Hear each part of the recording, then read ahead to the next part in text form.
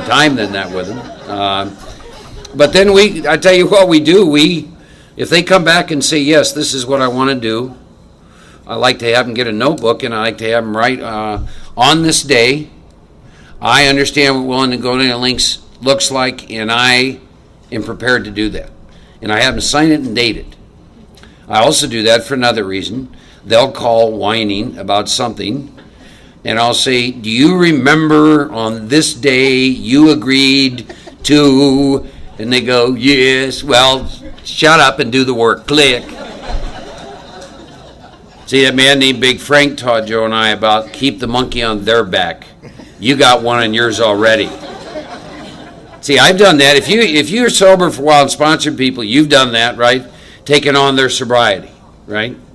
Taking on their sobriety. Oh, it'll kill you. You can't bear the weight. So that's kind of how I work with people in the approach. So that really, for me, lays a good foundation of where I'm going to move next, which is talk to you more about the doctor's opinion and some of that stuff.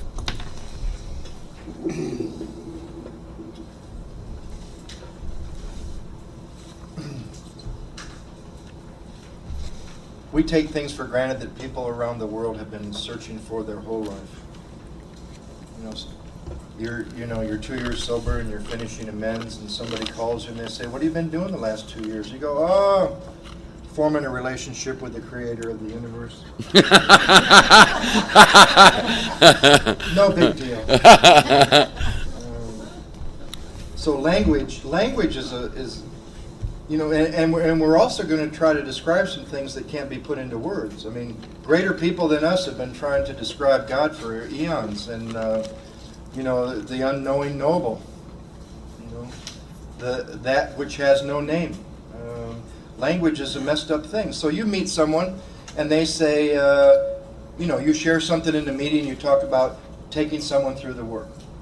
Well, they have a picture of that in their mind, and you forget that sometimes. You actually think that they know what you mean when you say, take someone through the work. I know people that actually think they've been through the work because they went to a meeting where they read the 12 and 12, and they read through the 12 and 12, and they think they've been through the steps. You don't know their reference. Remember, they're insane, and so are you. I know people that have read the 12 steps on the wall and think they've been to a big book study, or been on a weekend like this. Oh yeah, I went through the steps with Joe and Mark. No, you heard about it. You heard about going through the steps, Language is a very tricky thing, So I think it is important when you meet someone new, old, or in between, and they've asked you for something, or you're asking someone for something. If you're new and you've gone to someone to ask to be your sponsor or take you through the work. In Denver, they weren't so hooked into sponsorship.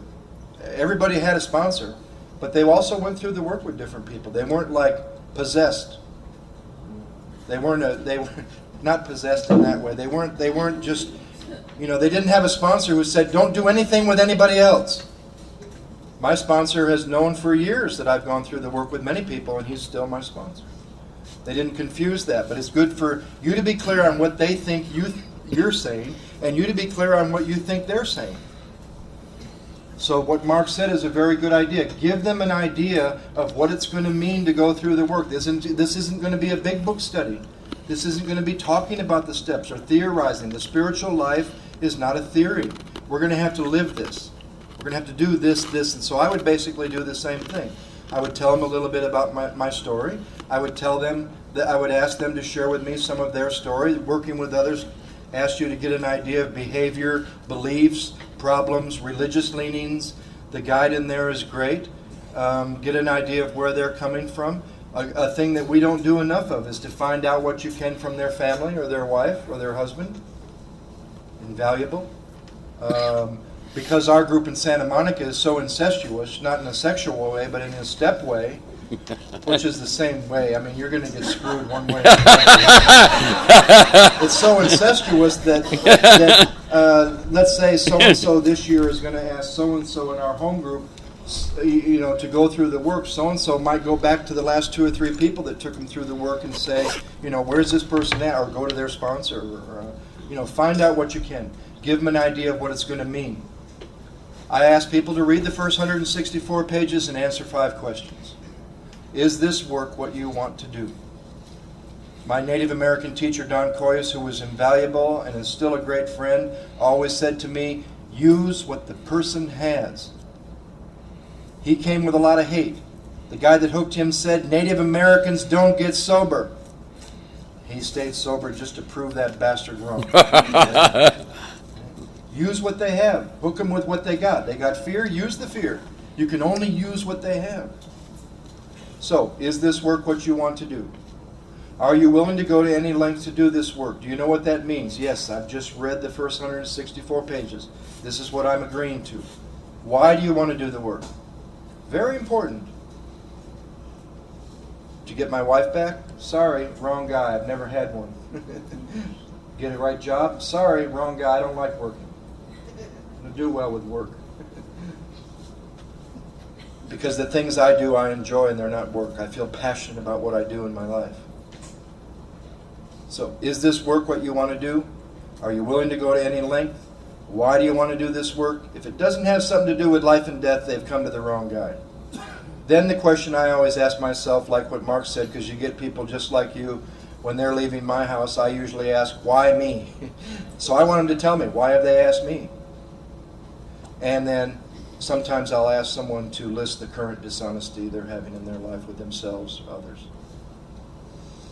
Let's get it all out now. Get to the hard stuff now, and the rest is all downhill from there. There's no great stuff to admit. Now, what about morality? Language and morality, we could have gone on the rest of the weekend. There is, I believe, a morality in Alcoholics Anonymous described in our big book, beyond right, wrong, good, and bad. Mark and I are not here to tell you what we've done is right and that what you've done is wrong, or that what we've done is wrong and what you've done is right. There is a morality in Alcoholics Anonymous beyond right, wrong, good, and bad. And that is, does it work? Anyone in the room see that movie Fight Club? And Brad Pitt's on the plane with his alter ego, and the other guy, Edward Norton, says to him how bright and witty he is. And Brad Pitt looks at him and says, how's that working for you? That's the question you have to ask yourself. Not is it right, not is it wrong, not is it good, not is it bad. You can get free of those terms that separates us from so many other things and other people. Is it working? Are you happy where you're at? There's a spiritual principle. And it goes like this. If you don't care, I can't. Have you ever tried to care about somebody who doesn't care? I'm just talking about at a base level, living or dying. You can fool yourself. You can believe you care. Oh, I care about all mankind. Try to care about an alcoholic who doesn't care. And conversely, try to not care about another alcoholic who does care. It's a spiritual principle. If you don't care, I can't. And if you do care, I can't not care. And the morality, I believe, that works best for me in my life today is because I'm trying to get free. I'm trying to get free of duality. Right, wrong, good, bad. This is spiritual. This isn't. That's retreat. But this isn't. This is meditation. But sitting here with you isn't. It's all crap. Does it work? Does it work? You discover the things in your life through 4 through 9 that don't work. So what's going to work? Right, wrong, good, bad. Now, what about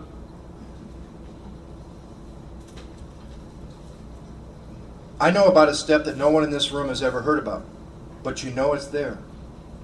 You've never heard this step before. I'm just taking a guess, but because if there is a step 1, there must be step 0. In our group, we talk a lot about step 0. Now, what's step 0? What in the world is step 0? Step 0 is that wonderfully horrible period of time. Wonderfully horrible. That's a term only an alcoholic could understand. You say that to a normal person. I had a wonderfully horrible experience. They're going, ooh, no wonder she's in Alcoholics Anonymous. She's out of her mind, right? A wonderfully horrible period of time between your last drink and giving yourself to the first step in the recovery process outlined in this book.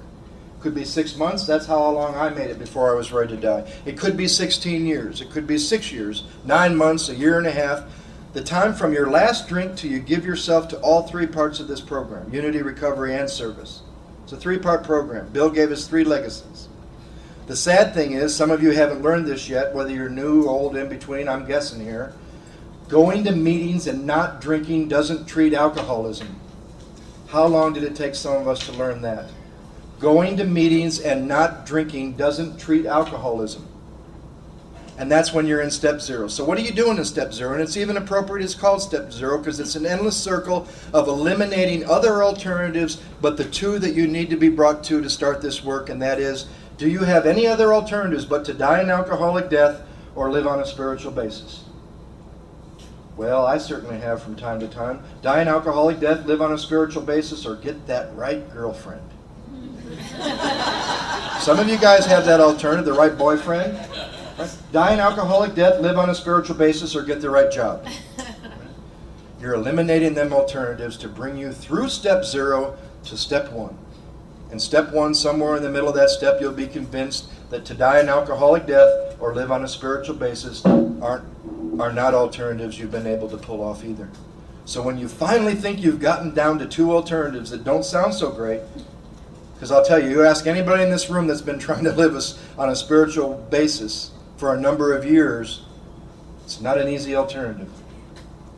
But we will debate that from time to time, and that's insanity. Now let's see. Make amends or die an alcoholic death. Finish this inventory or die an alcoholic death. Now let's see. I think I'll call my sponsor and debate that for a while. There's another key when you're working with people. When they want to debate, I'll tell you something. This is a secret. Agree with them. Drives them crazy. They want to call. I don't want to do this work. I don't think I need to do this work. And you say, you know, I think I've known you long enough to know to say to you, I think you're right. I don't think you need to do this work. And it'll be like, what? Right? Drives them crazy. Agree with them when they want to debate. What was the one I heard the other day? Some sponsee didn't want to do what his sponsor was asking him to do per these directions. He said, but my friend Charlie has a sponsor who said he didn't need to do that. Well, you know what the answer was. Go to Charlie's sponsor then, right? Find an easier, softer way. How many of us have thought we could find an easier, softer way? But we couldn't. You know why we couldn't? This is the easier, softer way. Doesn't always seem like it when you're in the middle of it, but when you're on the other side of it, it's a mother's kiss compared to going back to the way you were living. Finish amends or go back to the way I was living. Now, let's see. And I want to debate. I also want to talk just for a minute. See, here's the deal. You get down to those 2 alternatives, and here's what you realize after a number of years in this program. You've realized this. You can die with alcoholism, free, or from alcoholism, bound. We're all going to die. Some of you younger folks, some of you newer in sobriety think you're going to get past that. But believe me, we're all going to die. And we're either going to die with it, at peace, or from it, suffering. That's your choice. What is your choice to be? I want to talk about I don't want to do this, but I think it's necessary. I want to talk about the 4th edition. Ooh. Let's take it. What was the time? I don't have that sheet we had. It's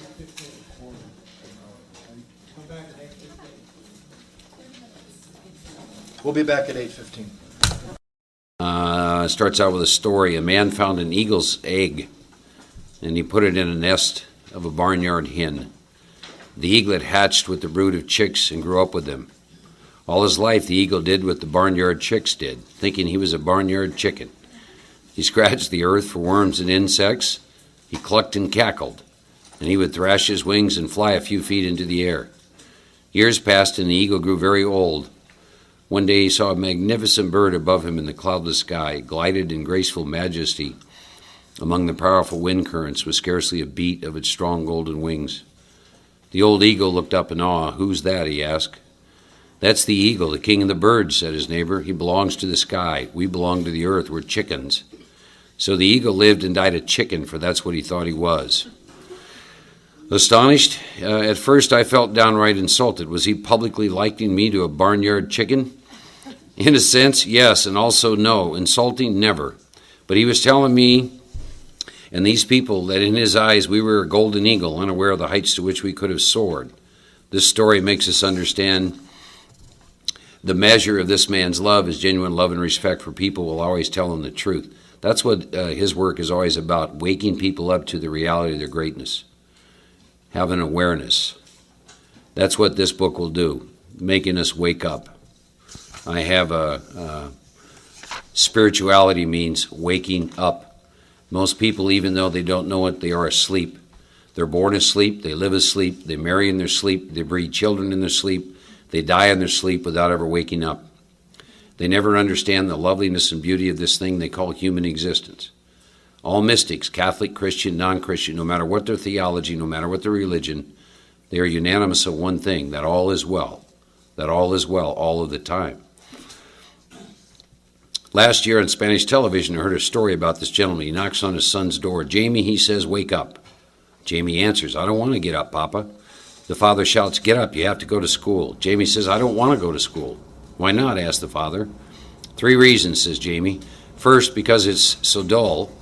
Second, the kids tease me. And third, I hate school. And the father says, well, I'm going to give you 3 reasons why you must go to school.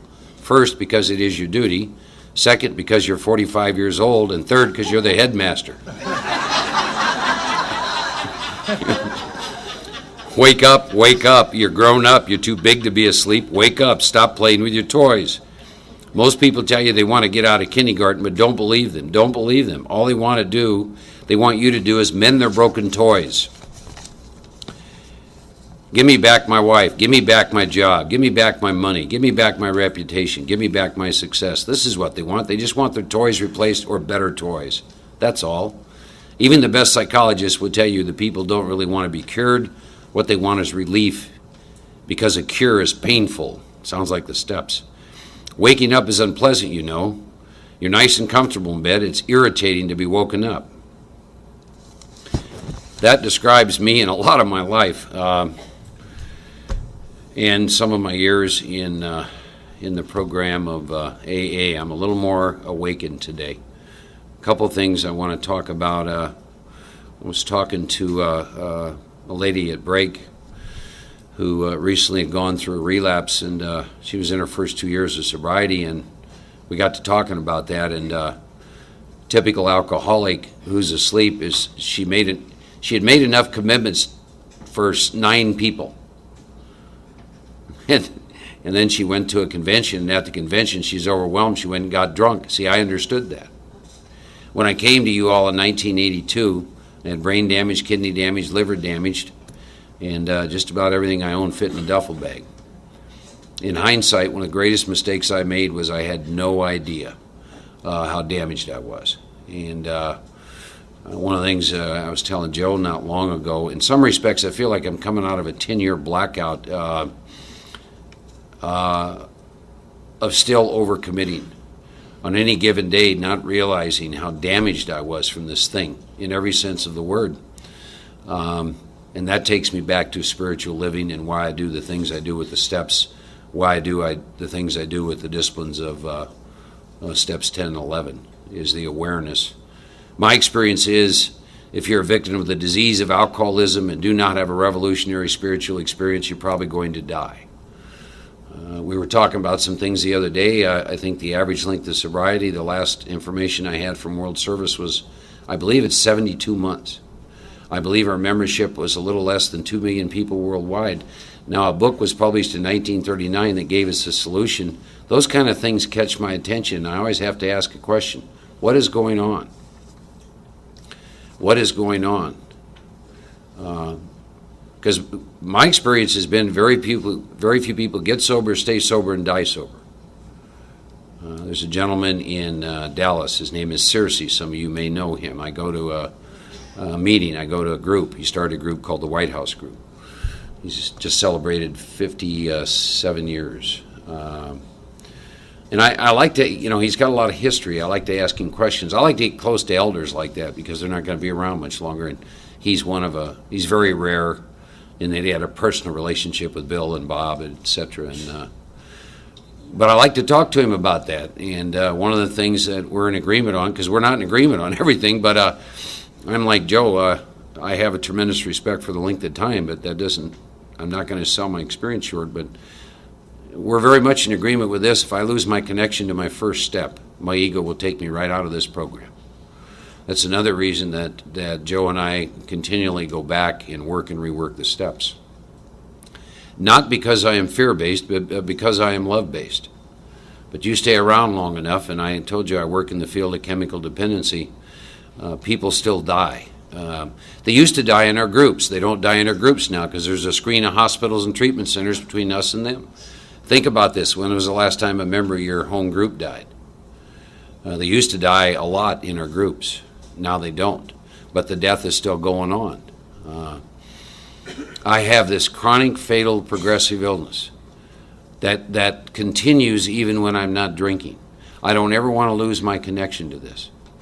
Anyone who comes into my life, I get very clear with them who and what I am. We were talking recently, and I was talking to a friend of mine, got about 18 years, and recently started dating this woman who's not in the program, not in 12-step. And I said, well, have you told her about your alcoholism? And he said, well, kind of. I said, well, what do you mean, kind of? He said, well, I alluded to the fact that I've had some problems with alcohol in the past and I'm still involved in AA. And I said, well, I would encourage you to get just a little bit more honest with her. And he said, why? And I said, because she's shooting craps with you. That's why. She's shooting craps with you. Any person who gets involved with this, I don't care if you're 20 years sober, 40 years sober, or 2, you're shooting craps at the crap table if you're going to get involved with an alcoholic of our type. I'm glad I know that. I'm glad I still have a very current first step experience. A friend of ours likes to say, if you've lost touch with your first step, you better go get some puke on your shoes, and not lose that. I go down to a place in Dallas called the 24-Hour Club, and I go there because that's the last stop in Dallas, Texas. When you first go there at night, at 10 o'clock at night, they pull out mattresses and sleeping bags, and you start on the floor there.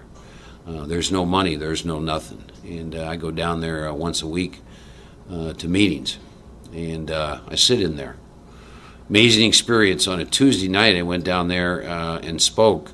And then on Saturday night, 4 days later, I was a speaker in Malibu at a meeting that must have had 15 Rolls Royces. I don't know how many Jags. There were 8 or 9 well-known celebrities in the meeting, catered food, enough jury to retire forever. And then 4 days before, I'm in this dingy little smoke-filled room. As a matter of fact, one guy fell out with DTs.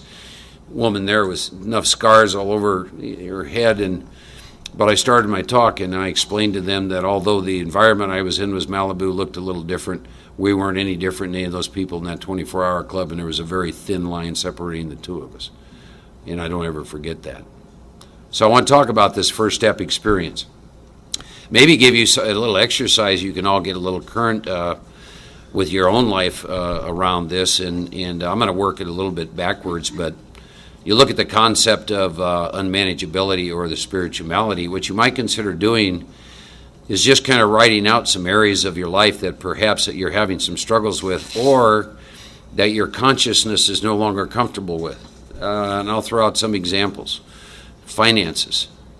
Are you comfortable with your financial situation? Are you a good steward?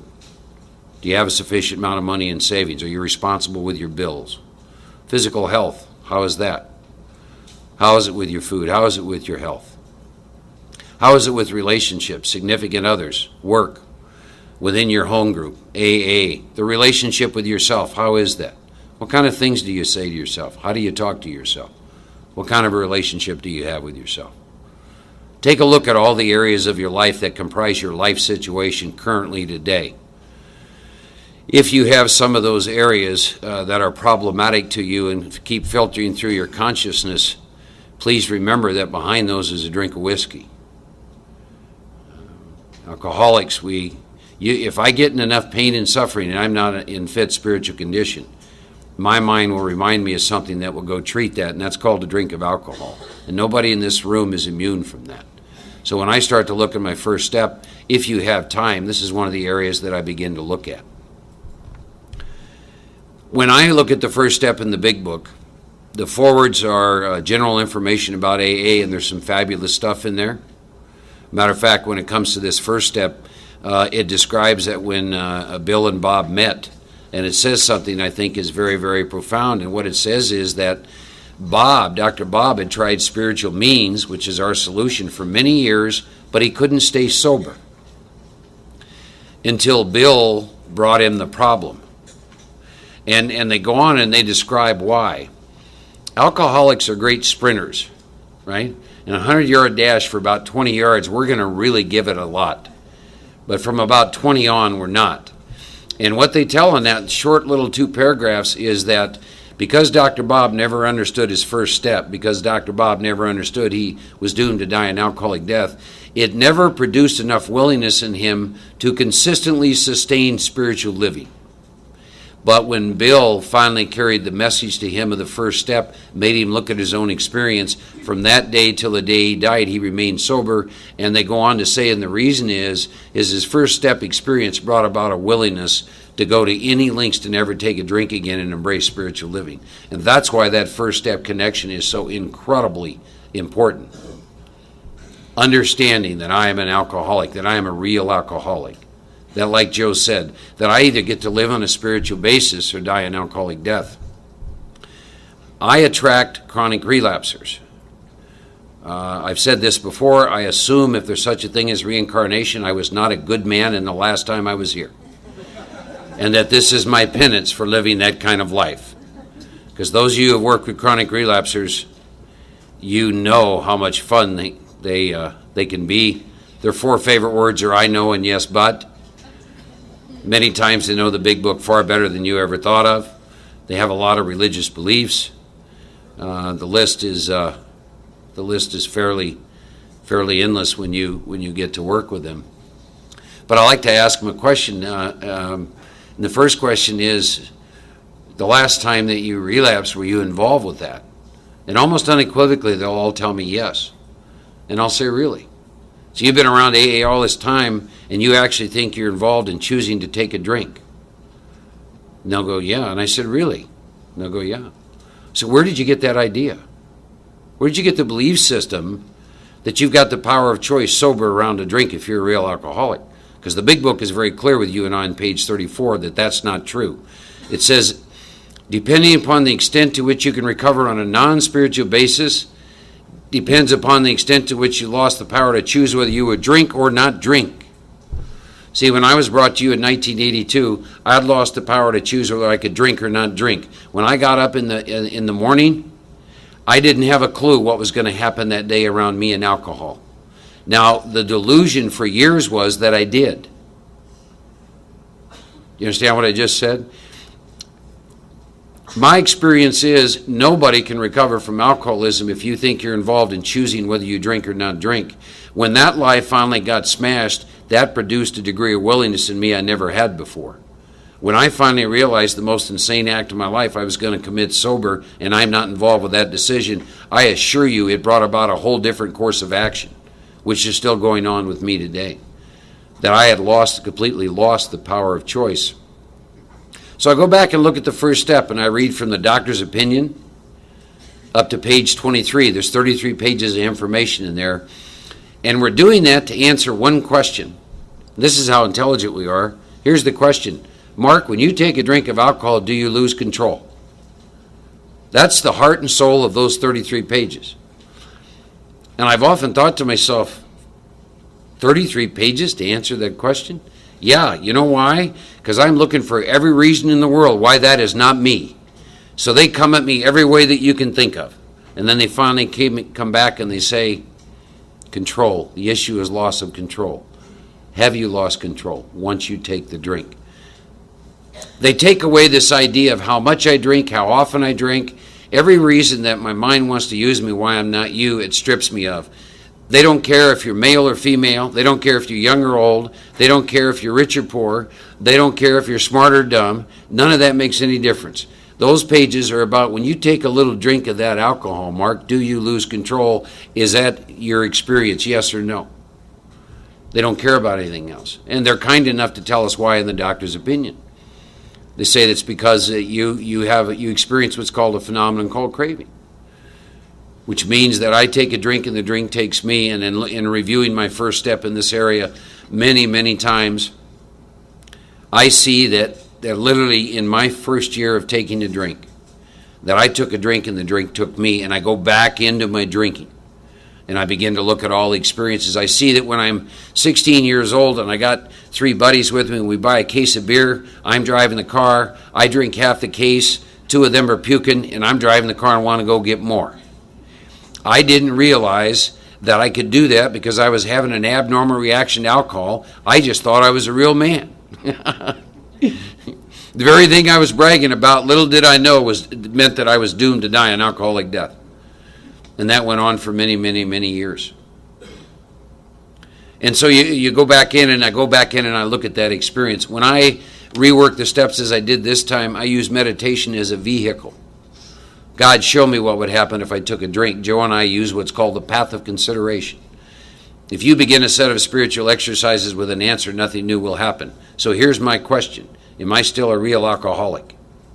Am I still a real alcoholic? I don't begin a set of spiritual exercises firmly entrenched in the fact that I am. Maybe something's happened over these 20 years, or in the last year. Maybe something has happened. And then I go back, and then I remember, and I use meditation as a means of looking at that. And then some of my favorite pages in the book, pages 23 to 43, that I believe also are probably some of the least understood pages in the book. And here's why I say that. By the way, raise your hands if you have relapse history, would you please?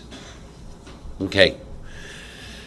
My book in the 10 Steps says that I am sitting here sober this evening for one reason and one reason only. Do you know what that is?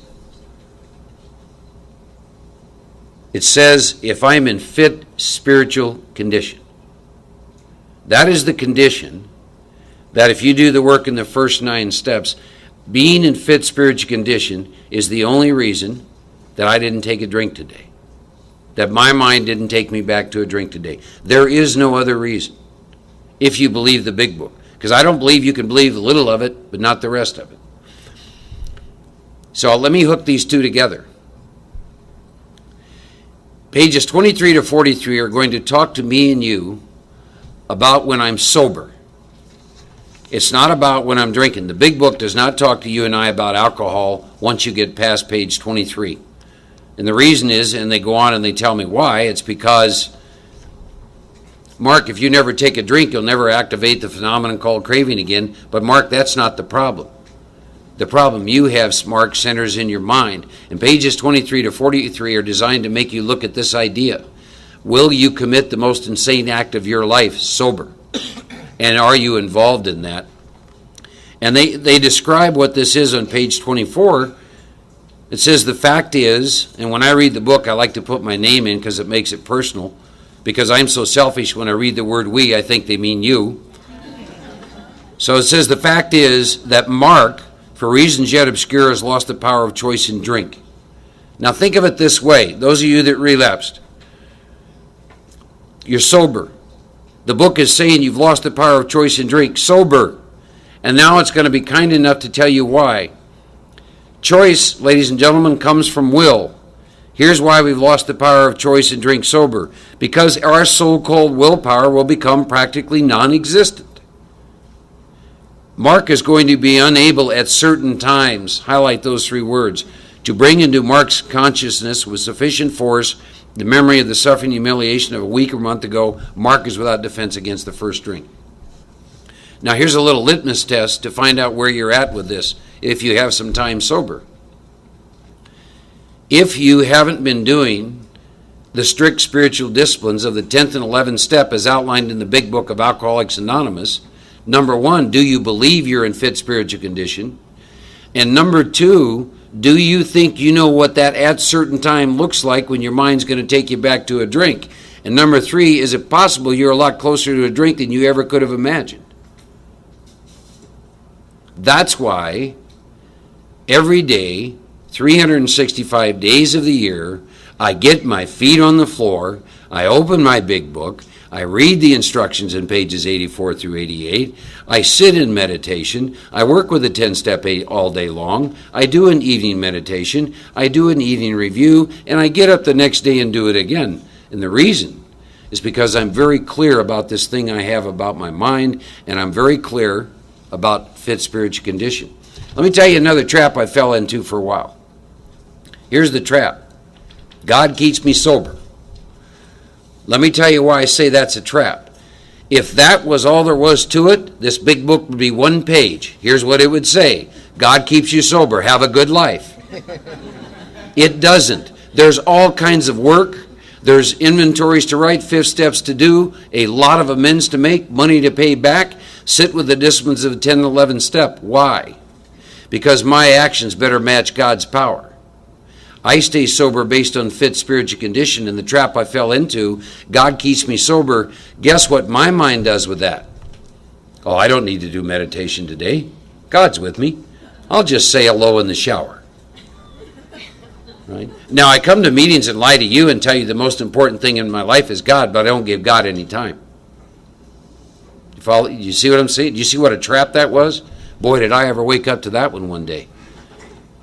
Meditation will do some interesting things.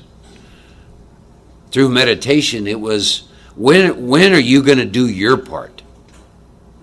See, grace falls equally amongst all people. God don't have any grandchildren. I don't think there are any special people. What's the difference? My experience is this book outlined a program of action, not a program of thought, not a program of study. Are my actions going to meet the power? See, that became the crux of the issue for me. But pages 23 to 43, to this day, and it happened to me again. Right now I'm taking 5 people through the book, word by word, sentence by sentence. Why? Because that's how it was done with me. We're going to work the program. We're not going to work Mark's program, not going to work their program, going to work the program out of the book. And we discuss things as they come up. So I recently just went through these pages with my sponsoring with all these people.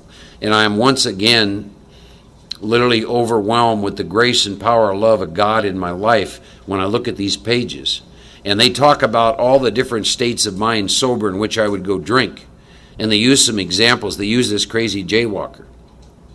I understand the jaywalker. I had a period of time where I had drank way too much alcohol, combining a few other substances with it. Wound up on a little Flight for Life ride. My heart stopped. Was in the hospital 5 days and left the hospital. And that night, my mind said, you know, that was a pretty harrowing experience. We need a drink, and I'm drinking and doing some more of that other kind of powder. Now, you tell that to a normal person, and they'll run from you because you are nuts.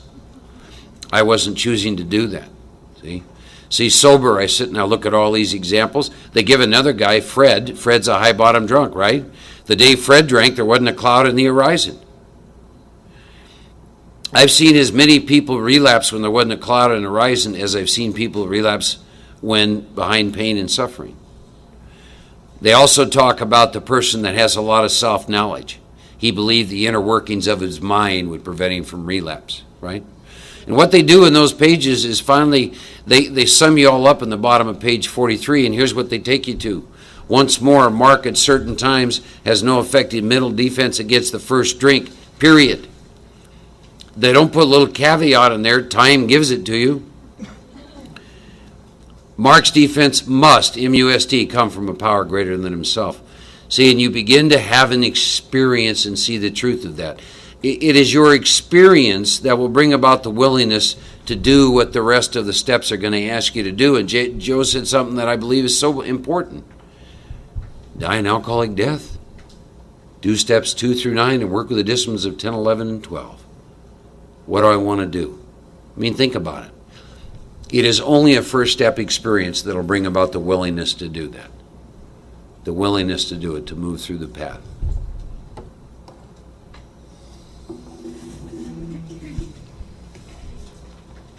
Hi, I'm Joe. I'm an alcoholic.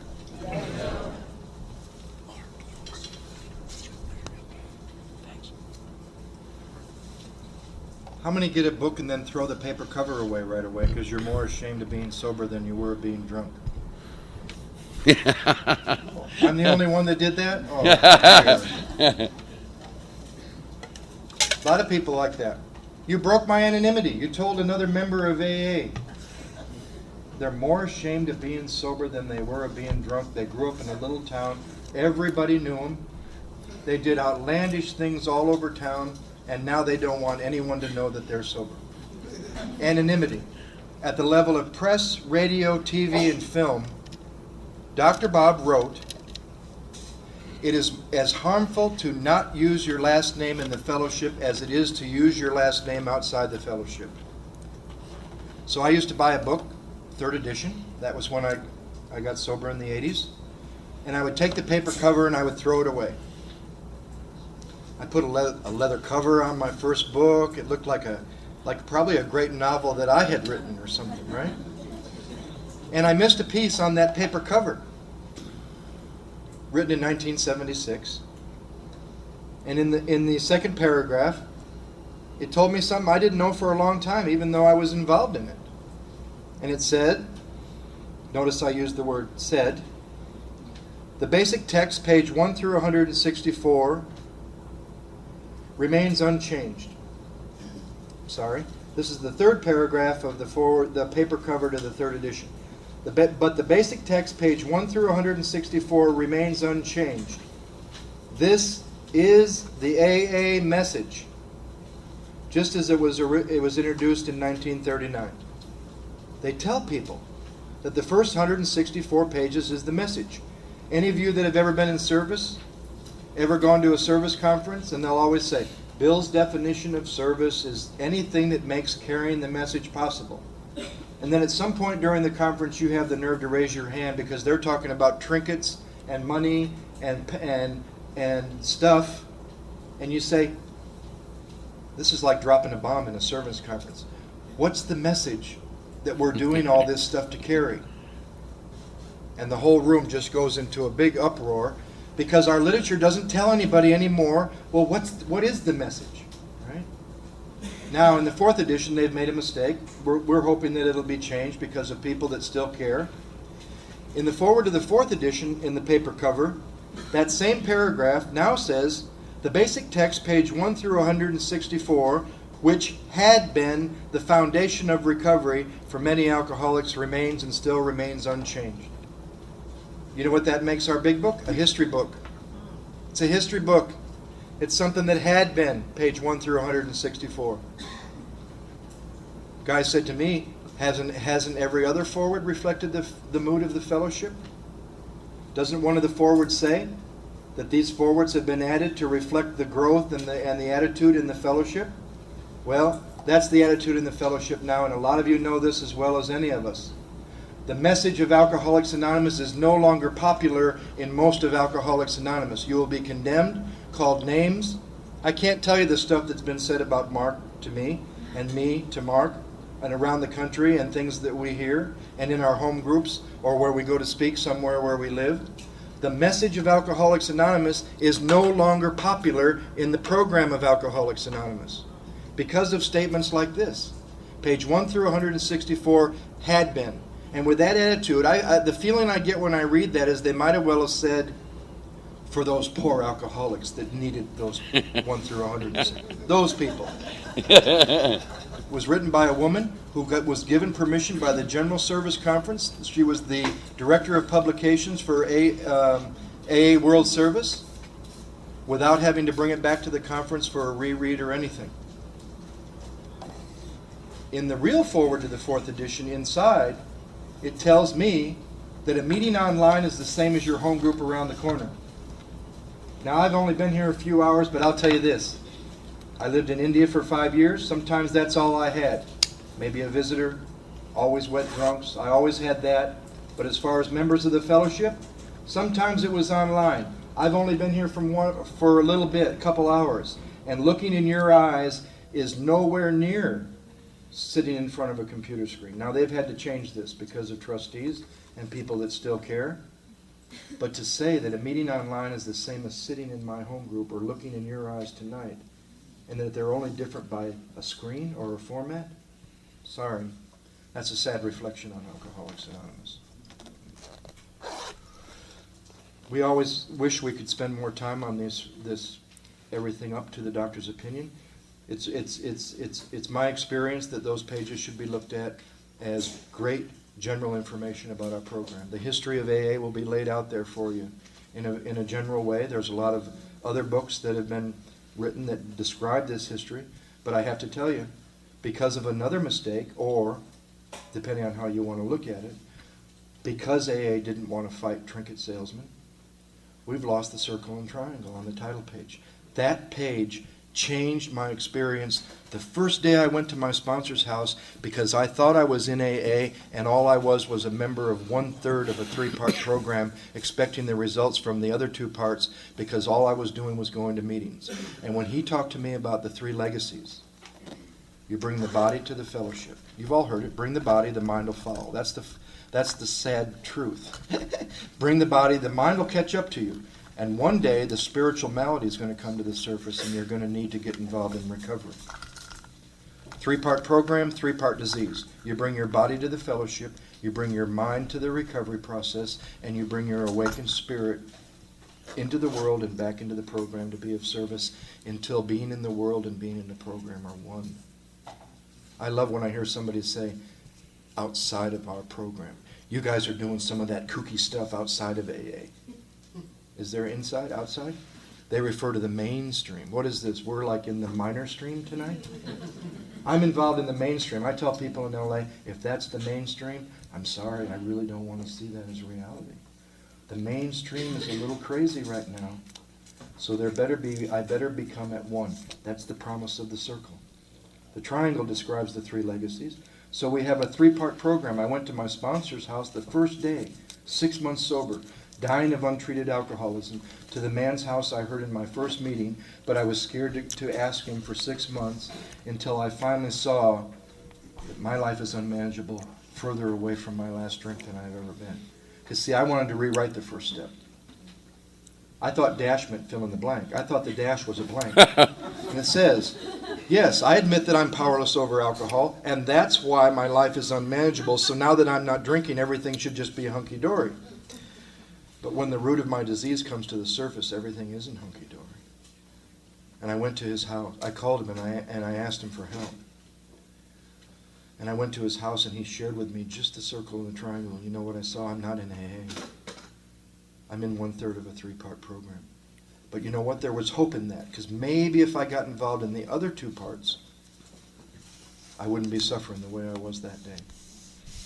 I tried to get cocky when he asked me, are you involved in recovery? I said, no. I said, I got an inventory I've been lying about. I can't write the 4th column. I can't do it. I can't see my part. That's as far as I got with my first sponsor. Are you powerless over alcohol? Yep. He didn't know what I meant. I thought it meant where it takes me. Is your life unmanageable? Yep. I thought he meant when I was drinking. Do you believe in God? Yep, but he didn't ask what kind of God. I believed in a God that was going to strike me dead as soon as I was a bad AA member or made one mistake. We did the 3rd step prayer. I had no idea what it meant. He gave me a sheet how to write inventory. Unfortunately, or fortunately, depending on how you want to look at it, it had 4 columns. First column I could do all day. I've been a therapist. I've been doing it in therapy. I can tell you about who I'm mad at all day long. Why I'm mad? Simple. How it affects me? Simple. I've been doing it my whole life. What you do that causes me to feel this way. But then I got to the 4th column and I couldn't do it. And Harry would ask me, are you writing? Yep. I wasn't. Couldn't. Didn't have the power. The power from the first 3 steps was not there to do column 4. That's the test. When truth is coming off the end of your pen in the 4th column that is not coming just from your mind, something has happened in 1, 2, and 3. Because you're getting to truth that an alcoholic can't get to. Everyone in this room has had resentments. They could never see that their part. That it wasn't even the first 2 columns that are true. It's not even who they're mad at. So when he asked me, was I involved in recovery, I said no. He said, what about service? And I had to get cocky. I said, well, yes, I am. As a matter of fact, I take patients to meetings from where I used to go to treatment. He said, oh, you're carrying people to the message. There's a big difference. And I saw I didn't have a message to carry. I had a car to carry it to them. Carry them to it. That's all I had was a car. All right? That circle and triangle changed my perception of this program, and we lost that. Once again, because of people that make money off Alcoholics Anonymous. We lost that circle and triangle because of one of our traditions. But also on that page it says, this is the story of how many thousands of men and women have recovered from alcoholism. And they made that statement before anybody had more than 5 years.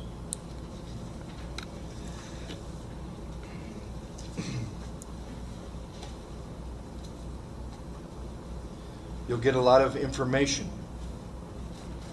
from 1939 to 1955 and how it grew. There's a part in there when their success rate was 75% because they brought you to recovery before they brought you to the fellowship. And somewhere after 1955, we changed it to where we bring them to the fellowship before we get them to recovery. A lot of people went through the first 8 steps before they were allowed to go to a meeting. And their success rate was 50% right away and 25% later. Our success rate is not even 25% anymore. Oh, give them time to work the steps. Let them work the steps when they feel better. No, I think it's the other way around. They'll feel better when they work the steps. I'd like to get a little more specific with how to use this section that Mark has begun to talk about. The doctor's opinion to the top of page 23. With the doctor's opinion, we were given one of the greatest gifts you could give anybody with this big book. Somebody asked me once, if you were passing someone in an airport and you had like 10 seconds to hand another alcoholic the book and say one thing for them to do, what was it? It was a great question. Made me think.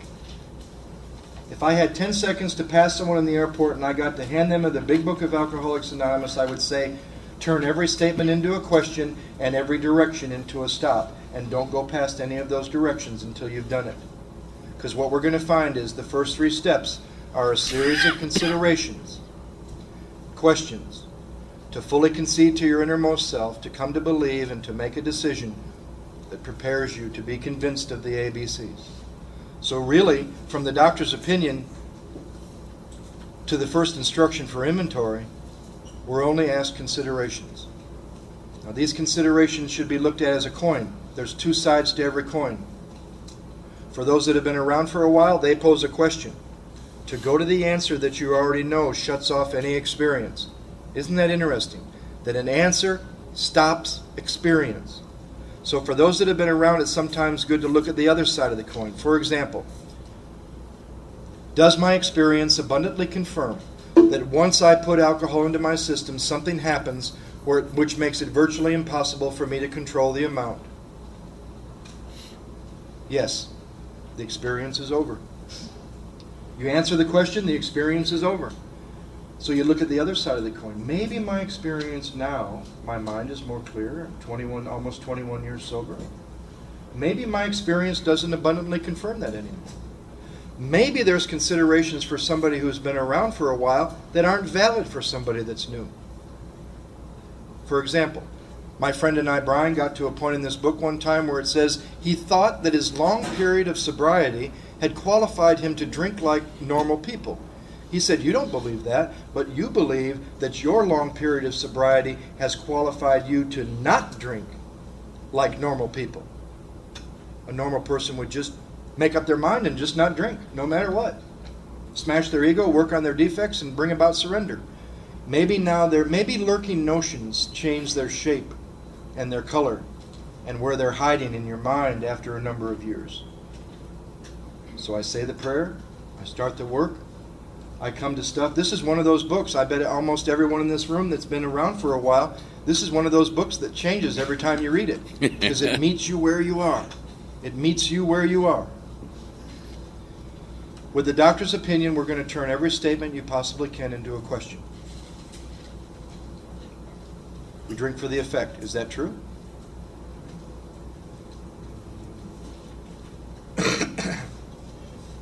Bill's story you're going to use in 2 ways.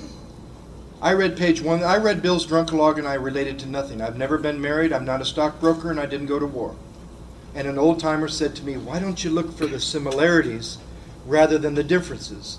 And go through the first Bill's drunkalog, page 1 through 8, and mark what you can relate to in 3 different areas, or anything that you can relate to. Look at how he thought, look at how he drank, and look at how he felt. And all of a sudden I saw a progression of emotional sickness. I saw the progression of physical sickness. I saw the progression of the mental sickness. And I saw a progression of a spiritual malady. but it was mine, not his. They didn't put Bill's story first just because it was to learn about Bill Wilson. Mark what you can relate to. I've seen women mark 3/4 of Bill's story. Now, what do you do with page 9 to 16? That's they're laying out the rest of the requirements, the rest of the steps in Bill's recovery.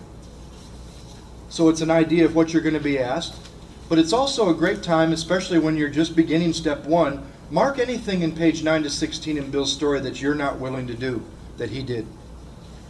And be honest. And then check what you mark that you're not willing to do when you're done with step 1, and if there's anything left, you probably shouldn't go on. To admit that in and of myself I am nothing, and that without God I am lost. That's one that always gets me when my ego has rebuilt to a certain point. You mean once again I have to admit that in and of myself I am nothing, and that without God I'm lost? Don't I have anything that's not from God? Look at it. I've always had, when it's time for me to do the work, I've always had some stuff in 9 to 16 to mark. And then 17 to 23, just continue to turn statements into questions. And I think from 23 to 43, they begin to help you get free of something that I didn't see for many years. And that whether we're talking about the craving or whether we're talking about the obsession, get free of it having to do anything with circumstance or emotional state. For example, why do you think you're alcoholic? Well, because when I feel bad, I drink and it works. And you blame your alcoholism on maybe you're just an emotional drinker. But now you have several years of sobriety. You've straightened out. You're not emotionally imbalanced anymore. Maybe now you could drink like a normal person if you're just an emotional drinker. Or maybe you drink when you're feeling bad, maybe you drink when you're feeling good, and maybe you really hate, like most real alcoholics do, that place where you're not feeling much at all. Alcoholics hate mediocre. Rage, bliss, fine. Anything in between? Sorry, I got to do something to alter that. Because I can't. How many have realized there is a state that we hate? Not Texas. There's a state that we hate. I got free of that in this current inventory. He said that place in Dallas was the last stop in Dallas. Dallas is already the last stop on the block. So now maybe I'm an emotional drinker, or maybe not. What about circumstance? Well, didn't you drink when things were going well? Didn't you drink when things were going bad? Didn't you drink when there wasn't much going? What does circumstance or emotional state have to do with the craving or the obsession? And that sets you up for a real piece of freedom down the road when somebody asks you, why do you believe God's working in your life today? We can come back to that. So you look at questions as coins. If your ego wants you to answer a question right away, sure, I lose control once I start to drink. Catch yourself and look at, well, maybe not. Maybe I don't believe that anymore. Maybe it's not true when I look at my drinking.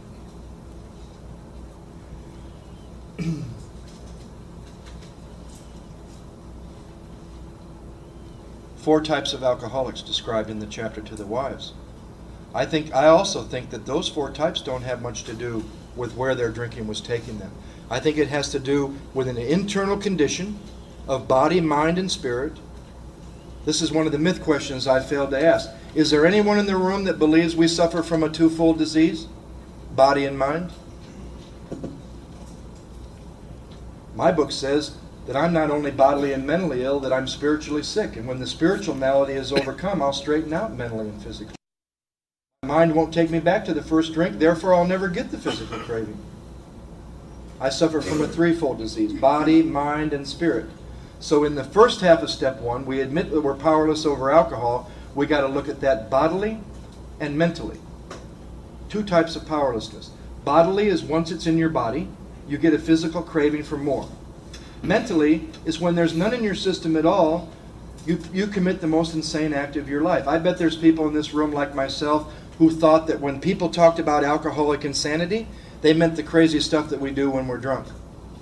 Alcoholic insanity comes at your very best, further away from your last drink than you've ever been, stone cold sober. The best way I ever heard it put was in Australia. A guy said, I never took the first drink drunk.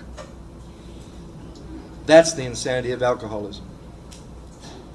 My mother would do crazy stuff when she was drunk. All the normal drinkers you know, under the influence of the right amount, they'll do crazy stuff. The insanity of alcoholism is picking up the first drink without anything in my system, 28 days out of the Michigan State Penitentiary, with every reason in the world not to drink. They've just laid out the conditions for my parole, and I walk into a bar and break every condition of my parole and get away with it. And I do that at my very best, that first drink.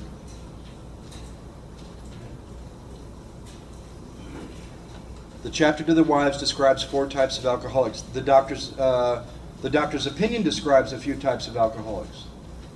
Of course, when I was new,